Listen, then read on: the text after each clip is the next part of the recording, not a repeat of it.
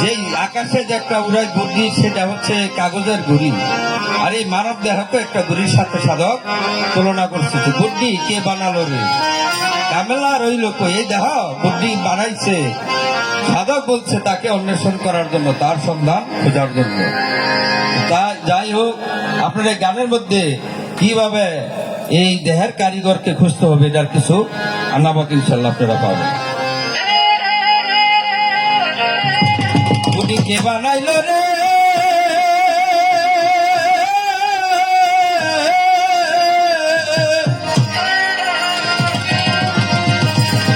কামেলা রইল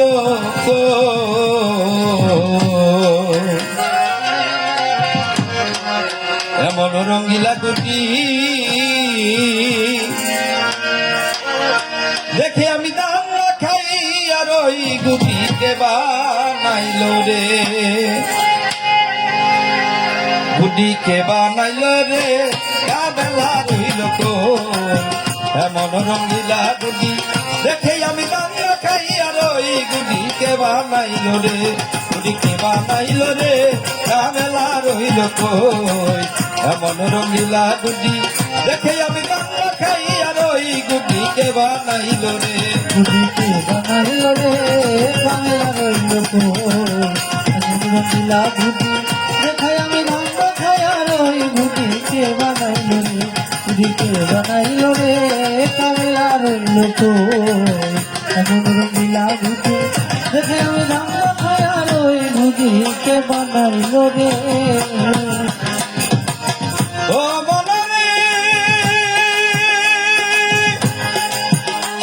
আমার বিনাল বাতাসে গুটি দিয়াছে উড়াইয়া রে, মন দিয়াছে উড়াইয়া মনে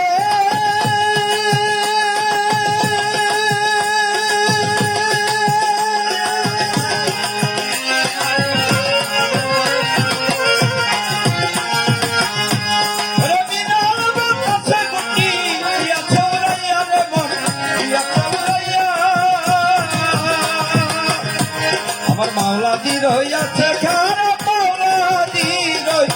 মাওলাদি রইয়াছে খারাপ লইয়া, গুটিকে বানাইল রে, কামেলা রইল এমন রঙ্গিলা গুটি, দেখে আমি দাঙ্গা খাই আর ওই গুটিকে বানাইল রে, গুটিকে বানাইল রে, কামেলা রইল এমন রঙ্গিলা গুটি, দেখে আমি দাঙ্গা খাই আর ওই গুটিকে বানাইল রে, গুটিকে বানাইল রে। ও মনে রে